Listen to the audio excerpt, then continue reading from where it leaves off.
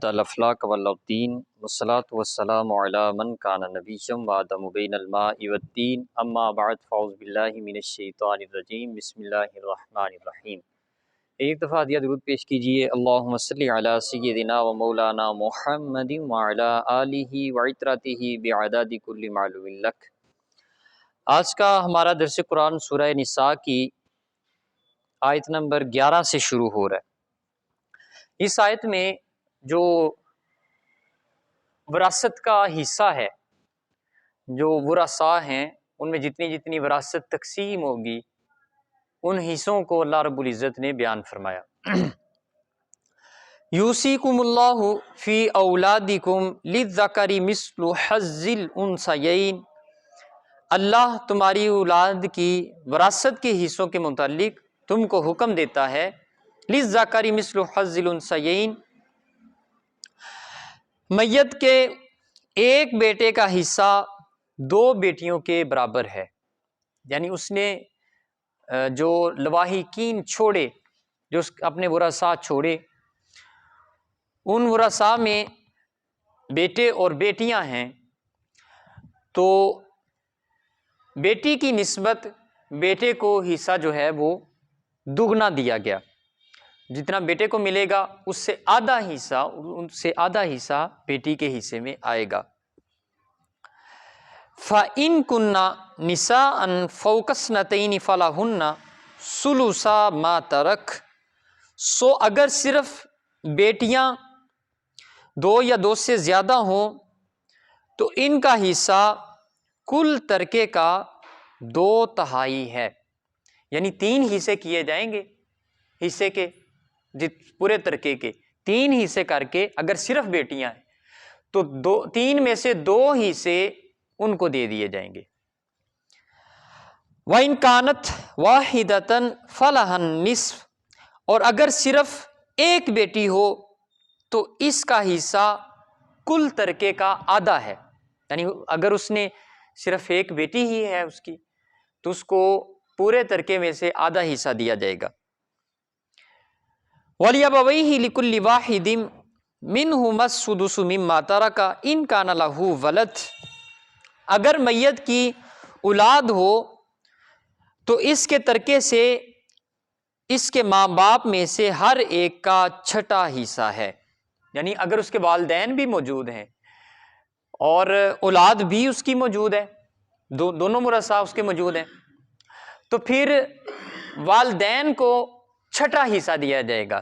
یعنی وراثت میں سے پوری وراثت کو 6 حصوں میں تقسیم کیا جائے گا، اور 6 حصوں میں سے ایک حصہ والدین کو دیا جائے گا، اس کے بعد جو بچے گا وہ اس کی اولاد میں تقسیم ہوگا۔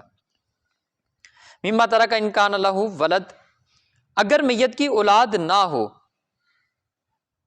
فَإِن لَّمْ يَكُن لَّهُ وَلَدٌ وَوَرِثَهُ أَبَوَاهُ فَلِأُمِّهِ الثُّلُثُ، اور صرف ماں باپ ہی وارث ہوں تو ماں کا 3واں حصہ ہے۔ یعنی اولاد نہیں ہے، اگر اولاد نہیں ہے اور صرف ماں باپ ہی ہیں تو اس صورت میں ماں کا 3واں حصہ بنے گا۔ فَإِن كَانَ لَهُ إِخْوَةٌ فَلِأُمِّهِ السُّدُسُ مِن بَعْدِ وَصِيَّةٍ يُوصِي بِهَا أَوْ دَيْنٍ، اور باقی سب باپ کا ہے۔ یعنی وہ ماں کو 3واں حصہ دے کے باقی باپ کا بن جائے گا۔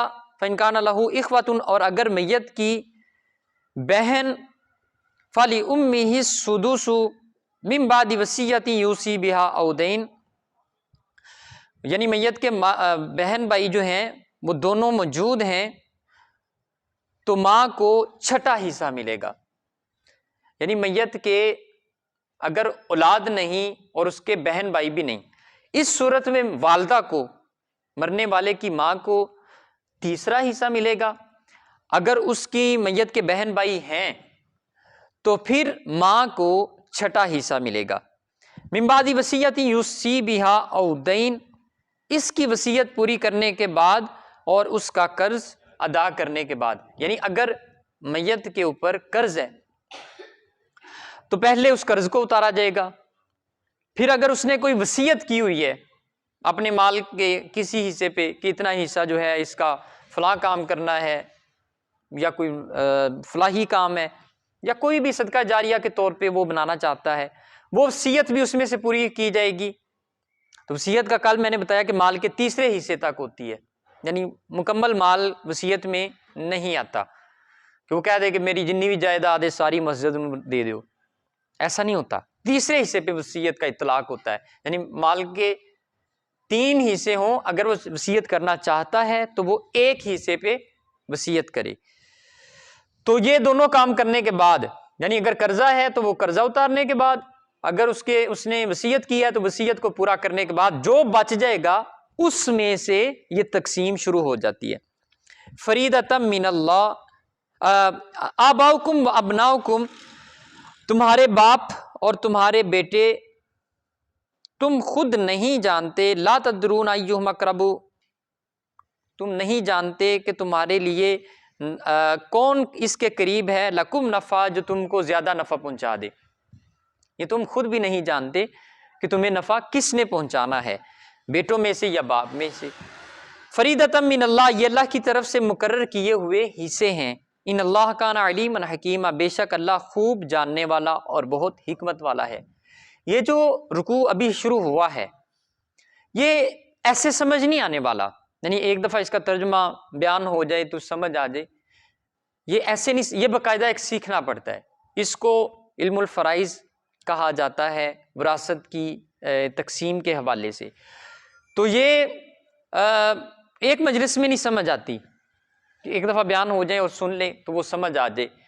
مطلب یہ ایک ترتیب کے ساتھ ہم چل رہے تھے تو میں نے کہا یوں ہی چلائیں گے۔ یہ جو وراثت کی تقسیم ہے اس کو باقاعدہ سمجھایا جاتا ہے، اس پہ سوالات ہوتے ہیں، پھر یہ اس کی بہتر طریقے سے سمجھ آتی ہے۔ فریدۃ من اللہ، یہ اللہ نے حصے مقرر کیے۔ ان اللہ کان علیما حکیما، بے شک اللہ خوب جاننے والا اور بہت حکمت والا ہے۔ وَلَكُمْ نِصْفُ مَا تَرَكَ أَزْوَاجُكُمْ إِن لَّمْ يَكُن لَّهُنَّ وَلَدٌ، تمہاری بیویوں کے ترکے میں تمہارے لیے آدھا حصہ ہے بشرط ان کے کہ اولاد نہ ہو، یعنی اگر بیوی فوت ہو جائے تو اگر بیوی کی جائیداد ہے تو شوہر کو اس جائیداد میں سے آدھا حصہ ملے گا اگر اولاد نہیں ہے۔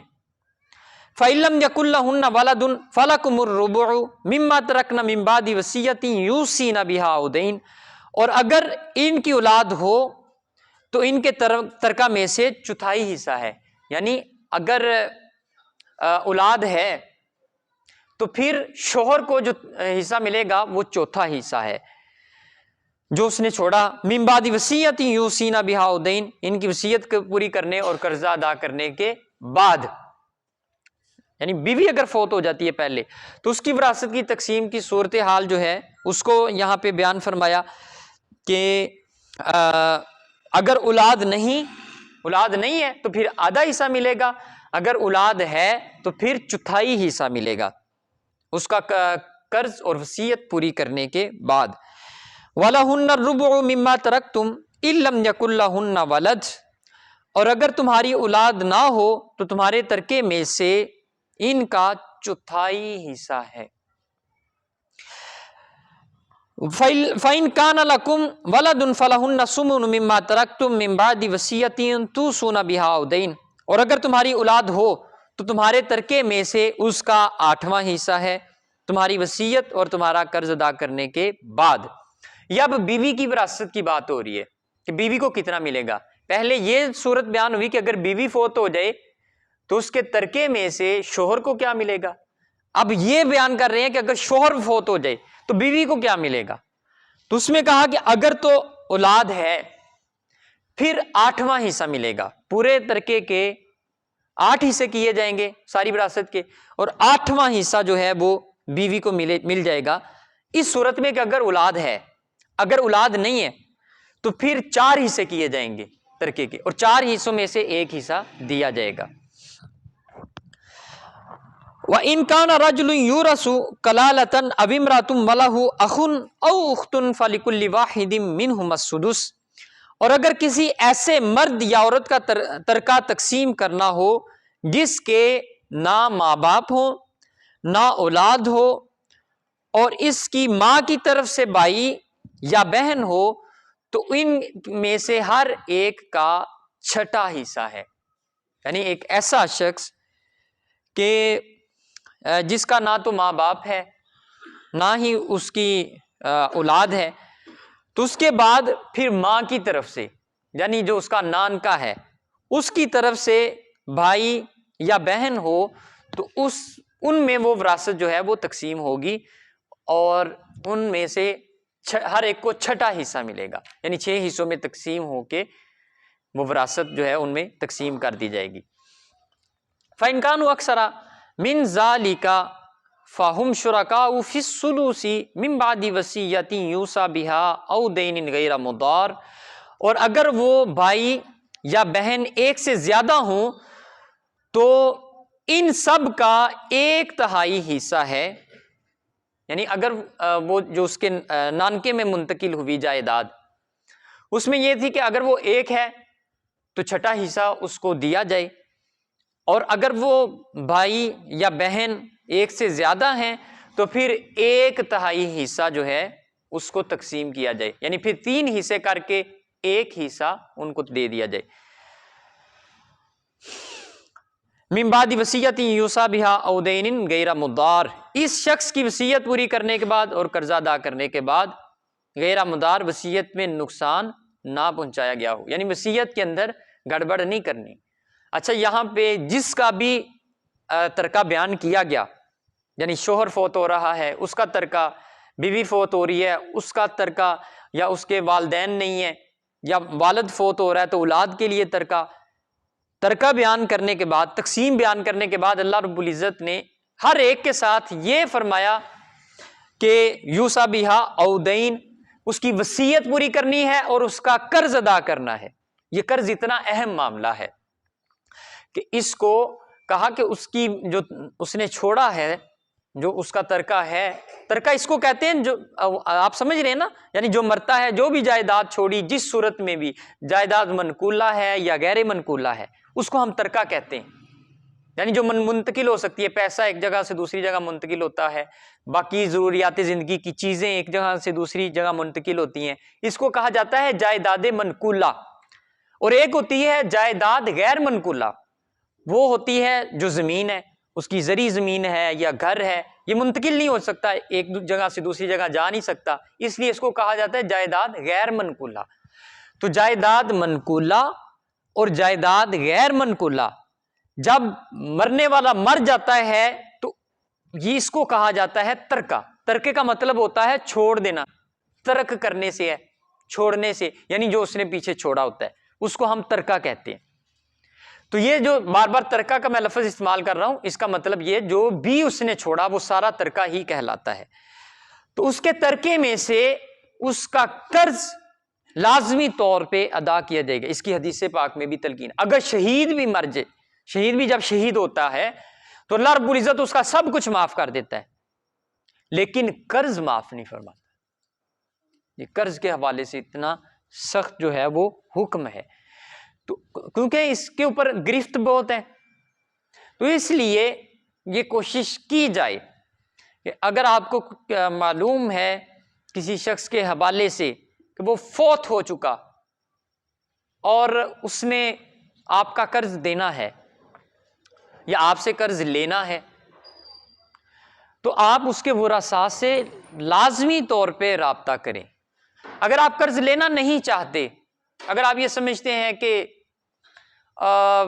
یہ نہیں دے گا تو اس کو معاف کر دیں، یعنی ورثاء نہیں دے رہے تو آپ قرض خواہ کو معاف کر دیں تاکہ اللہ رب العزت اسے اپنی گرفت میں نہ لے. اللہ آپ کو اس کا اجر کسی نہ کسی صورت کے اندر واپس عطا فرما دے گا.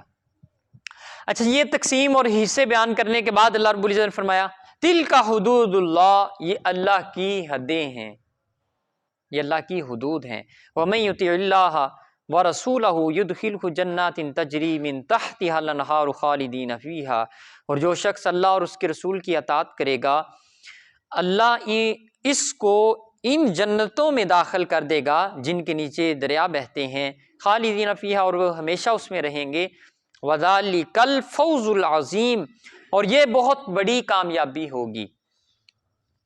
وَمَن يَعْصِ اللَّهَ وَرَسُولَهُ وَيَتَعَدَّ حُدُودَهُ يُدْخِلْهُ نارن خالدن فیہا، اور جو اللہ اور اس کے رسول کی نافرمانی کرے گا اور اس کی حدوں سے تجاوز کرے گا، یدخلہ نار، اس کو اللہ رب العزت جہنم میں داخل فرمائے گا، خالدین فیہا، وہ بھی اس میں ہمیشہ رہنے والا ہوگا، وَلَهُ عَذَابٌ مُہین، اور ان کے لیے دردناک عذاب ہے۔ تو یہ جو اس رکوع کے اندر اللہ رب العزت نے حصے بیان فرمائے، اس کے اندر سب سے پہلے اصحاب الفرائض ہیں، یعنی وہ لوگ جن کے حصے اللہ رب العزت نے قرآن میں بیان فرمائے۔ تو جو اصحاب فرائض ہیں ان کے اندر بیٹی ہے، بیٹے ہیں، اگر اولاد نہ ہو تو اس صورت میں خامند کو بھی حصہ مل رہا ہے، اور اولاد ہو تو خامند کو چوتھائی حصہ، یہ کل 6 حصے اس کے بن جاتے ہیں۔ یہ اصحاب فرائض جن کے متعلق قرآن نے وضاحت فرما دی۔ اصحاب فرائض کو اس میں مطلب کہ ٹوٹل جو ہے وہ 8 لوگ آتے ہیں، بیوی، بیٹی، پوتی، سگی بہن، اخیافی بہن یعنی سوتیلی بہن، الاتی بہن یعنی کہ باپ کی طرف سے جو بہن ہو، ماں اور جدہ صحیحہ یعنی نانے کی ماں۔ اور ان حصوں کے متعلق جو ہے وہ قرآن نے وضاحت کے ساتھ ذکر کیا، ان کو اصحاب فرائض کہا جاتا ہے۔ اس کے بعد اسباط آتے ہیں۔ اسباط ان رشتوں کو کہا جاتا ہے جو باپ کی طرف سے قرابت دار ہیں، باپ کی طرف سے رشتہ دار ہوں، ان کو اسباط کہا جاتا ہے۔ اسباط میں 4 لوگ آتے ہیں، بیٹا یا پوتا، باپ یا دادا، بھائی اور چچا، ان کو اسباط کہا جاتا ہے۔ پھر آگے اسباط کی مختلف قسمیں ہیں، اسباط مال غیر، اسباط بالغیر۔ یہ تفصیل میں نہیں جا رہا، صرف اس رکوع میں ہم گزر ہی رہے ہیں، کیونکہ اس کو ہم اگر سمجھنا شروع کریں گے تو اس پہ بہت زیادہ وقت درکار ہے۔ یہ وراثت ایک الگ سے انشاءاللہ العزیز ہم کسی دن جو ہے وہ ایک سیشن کر لیں گے، جس میں صرف وراثت کے تقسیم کے حوالے سے ہی اس کو ڈسکس کریں گے، ایک وائٹ بورڈ بھی ہو، اس کے اوپر سمجھایا جائے باقاعدہ، تو پھر یہ سمجھ آنے والی چیزیں ہیں۔ اس کے بعد ذوی الارحام ہیں، جو ماں کی طرف سے وراثت کے حقدار بنتے ہیں، تو ان میں بھی کچھ لوگ جو ہیں وہ شامل ہیں۔ اس میں بیٹی اور بیٹی کی اولاد ہے اور پوتی کی اولاد ہے، یہ ذوی الارحام ان کو کہا جاتا ہے۔ تو انشاءاللہ العزیز یہ وراثت ہم الگ سے کسی دن اس کو مزید سمجھنے کی کوشش کریں گے۔ آج جو موٹے موٹے چند ایک چیزیں جو ہے وہ انشاءاللہ سمجھ آ ہی گئی ہوں گی، تو مزید بھی اس کی تفصیلات ہم پڑھتے رہیں گے۔ دعا ہے جو کچھ بھی آج ہم نے پڑھا سنا سمجھا، اللہ رب العزت اس کی ہمیں مزید سمجھ عطا فرمائے اور اس پہ عمل کی بھی توفیق عطا فرمائے۔ وما توفیقی الا